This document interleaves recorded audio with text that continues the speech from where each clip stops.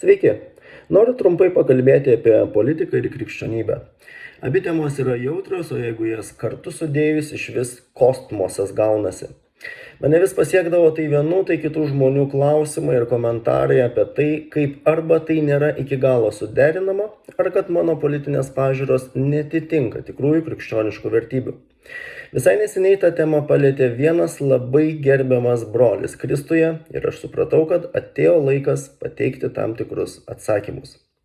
Tekstą aš skaitysiu, tai man padės nenukrypti ir nieko nepamiršti, bei sutrumpinti įrašą.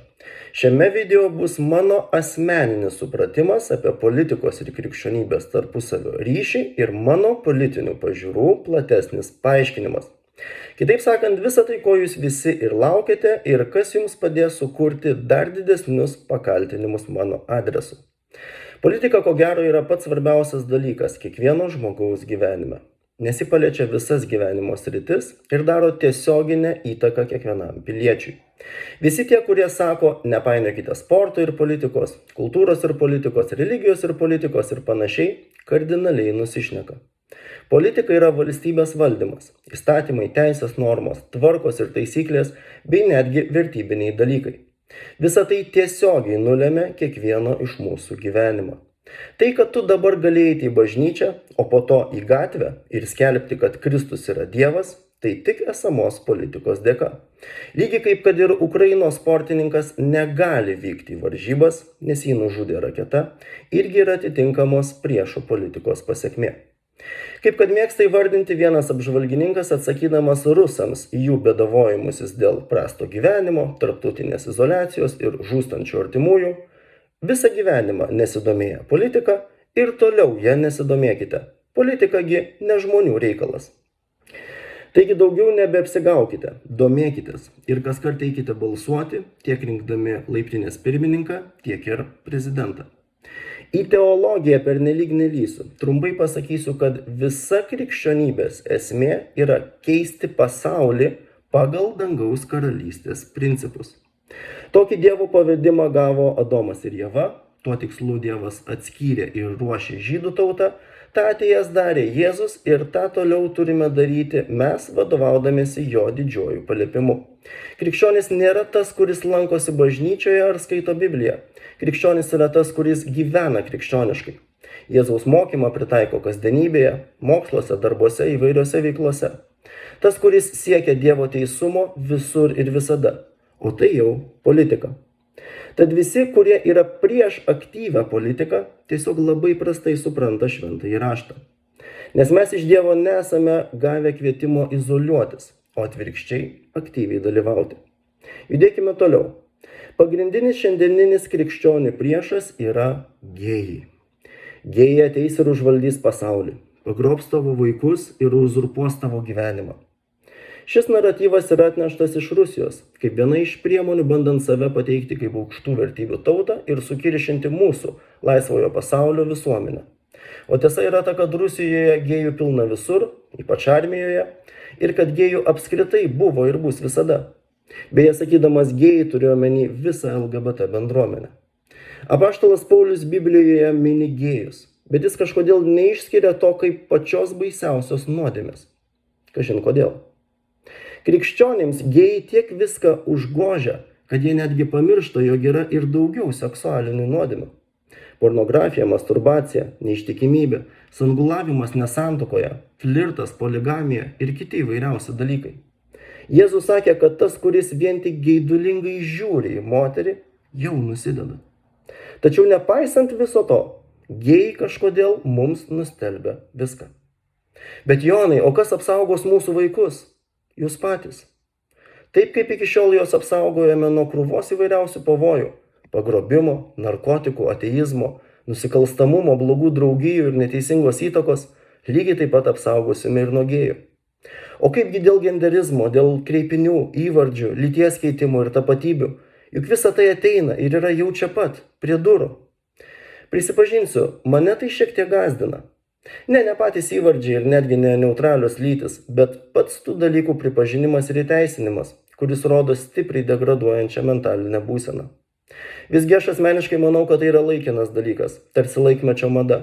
Ir praėjus šiek tiek laiko žmonija atsipeikės ir juoksis iš to, kas buvo 20 ar 30 metais. Tačiau kad ir kaip ten būtų, kas mus nuo to apsaugos? Tikrai ne nauja politinė jėga. Ir čia prieiname esminį dalyką.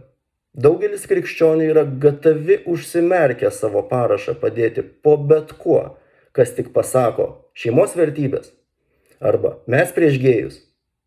Gerbimieji, šitai nėra politika. Tai net nėra populizmas. Iki pačio banaliausio šūstauskinio lygio populizmo dar kaip reikiant trūksta. Gerų algų visiems, nemokamų paslaugų, trigubų pensijų. Kas tuomet tai yra?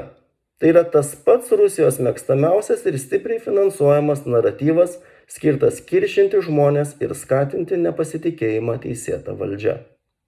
Pasakysiu dar daugiau. Krikščionių sąjungoje nėra nieko krikščioniško. Nuovokesnis žmogus ir pats tą lengvai pastebėtų, bet aš savo ruožtu jiems uždaviau klausimą. Kiek iš jūsų pagrindinės komandos narių yra atgimę iš aukšto? Atsakymo taip ir nesulaukiau. Nes klausimo jie greičiausiai nesuprato. O jei ir suprato, meluoti šiais laikais irgi pavojinga. Kitas dalykas, ko dažnai nesupranta krikščionis, yra tai, kad tauta arba valstybė nėra bažnyčia. Jei tu kaip krikščionis staiga gautum absoliučią valdžią, tai yra daugumą Seime ir vyriausybėje, ką konkrečiai tu Lietuvoje pakeistum? Lieptum visiems gyventi pagal 10 Dievo įsakymų? Panaikintum nebažnytinę santuoką? Priverstum visus mokėti 10 ir be abejo uždraustum būti gėjais. Visa tai yra tikintiesiems ir bažnyčiai, bet ne visiems kitiems. Niekas negali būti verčiamas gyventi krikščioniškai. Dievas nei vieno neverčia, jo labiau neturėtumėm ir mes. Pasaulis turi teisę gyventi taip, kaip jis nori. Savo paklydimuose ir sugedimuose, savo normose ir savose standartuose. Ir čia kyla labai svarbus klausimas. O kaip žinoti, kaip nustatyti tas ribas, kad nebūtų nei daug, nei per mažai, kad visi būtų patenkinti, visi sugyventų, niekas nebūtų nuskriaustas, kad kiekvienas jaustųsi laisvas ir nepersekiojamas, kad kiekvienam būtų lygios galimybės tiek saviraiškai, tiek gyvenimui. Kaip suderinti šitiek skirtingų žmonių gyvenimus vienoje ir toje pačioje šalyje? Ne su plakatu mes už šeimas ir miškus. Ir neskatinant kastruoti gėjus. Tam reikia profesionalumo. Nusimanyti, suprasti, turėti žinių ir patirties. Suvokti ne tik, kaip veikia įvairūs valstybiniai ir verslo mechanizmai, bet ir kaip veikia žmogus. Mokėti komunikuoti, gebėti susitarti, efektyviai spręsti problemas ir tobulėti. Visa tai ir yra politika. Tai yra labai platus mokslas. Gerų politikų netampama per naktį. Tai daugybės išmėginimų ir stažo klausimas. Kai pradėsime žvelgti į politiką kaip į profesionalumo reikalaujančią šaką, gal mažiau ir į maršus norėsis važiuoti. Gal mažiau ir prieš sisteminę valdžią norėsis eiti. Kodėl dabar aš esu su konservatoriais? Kodėl aš ne tik fotografuojuosi kartu su Šimonyte, bet ir pranešu jai, kada turi prasidėti ir kada turi baigtis pandemija? Kodėl manęs nejaudina Landsbergio pavogtas šiferis ir anūko vilos Šveicarijoje? Kodėl aš pasirinkau šitą partiją ir šitos žmonės? Pagrinde dėl 2 priežasčių – profesionalumo ir vertybių. Tai yra partija susikūrusi Lietuvos nepriklausomybės aušroje, gimusi iš Sąjūdžio, partija, kuriai padėjo atsirasti žmogus, padaręs bene didžiausią darbą Lietuvos moderniojoje istorijoje, atvedęs Lietuvą į laisvę. Partija, kuri per visus tos metus išlaikė moralės egzaminą, nesusiskaldė, nepakeitė savo vertybinės ir politinės tapatybės. Partija, kuri vienija pirmąją Lietuvoje krikščionišką politinį flangą. Tegu ir katalikišką, bet tikrą, nuoširdų ir neapsimetėlišką.